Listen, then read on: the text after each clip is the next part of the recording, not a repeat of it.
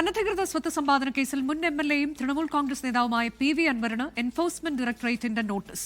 കൊച്ചി ആസ്ഥാനത്ത് നേരിട്ട് ഹാജരാകാനാണ് നിർദ്ദേശം. 5 വർഷം കൊണ്ട് PV അൻവറിന്റെ വരുമാനം 64 കോടിയായി ഉയർന്നത് അന്വേഷിക്കും. PV അൻവർ ബെനാമി ഇടപാട് നടത്തിയെന്നും EDയുടെ കണ്ടെത്തലുണ്ട്. 24 ബിഗ് ബ്രേക്കിംഗ്.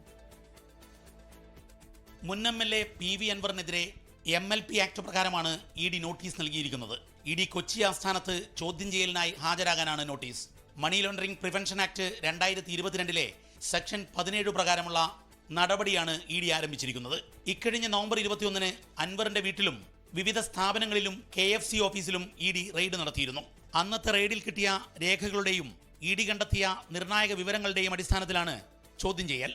2016 14 കോടി 38 ലക്ഷം രൂപ മാത്രം ആസ്തിയുണ്ടായിരുന്ന PV അൻവർ 2021 അത് 64 കോടി 14 ലക്ഷമാക്കി വർദ്ധിപ്പിച്ചിട്ടുണ്ട്. രാജ്യത്ത് സാമ്പത്തിക മാന്ദ്യമുള്ള ഈ 5 വർഷം കൊണ്ട് സ്വന്തം സമ്പാദ്യം 5 ഇരട്ടിയോളം വർദ്ധിപ്പിച്ചത് അനധികൃത സ്വത്ത് സമ്പാദനമാണെന്നാണ് EDയുടെ വിലയിരുത്തൽ. ബിനാമി പണമിടപാടുകളിൽ വിശദമായ അന്വേഷണം ED നടത്തുന്നുണ്ട്. അൻവറിന് പണം നൽകിയവരിലേക്കും അന്വേഷണം നീങ്ങുകയാണ്. രാജ്യത്തിന് പുറത്തുനിന്നും അനധികൃതമായി പണം വന്നതായും EDക്ക് വിവരം ലഭിച്ചിട്ടുണ്ട്. വിശദമായ അന്വേഷണം പുരോഗമിക്കുന്നതിനിടയിലാണ് അൻവറിനെ ചോദ്യം ചെയ്യാൻ ED വിളിപ്പിച്ചിരിക്കുന്നത്. 24 കോഴിക്കോട്. ലോകത്തെവിടെയായാലും ഏത് സമയത്തും 24 വാർത്തകളും ഓഗ്മെന്റഡ് റിയാലിറ്റി പാക്കേജുകളും എക്സ്പ്ലെയിനറുകളും വിശദമായി കാണാൻ ഞങ്ങളുടെ യൂട്യൂബ് ചാനൽ നിങ്ങൾക്ക് സബ്സ്ക്രൈബ് ചെയ്യാം.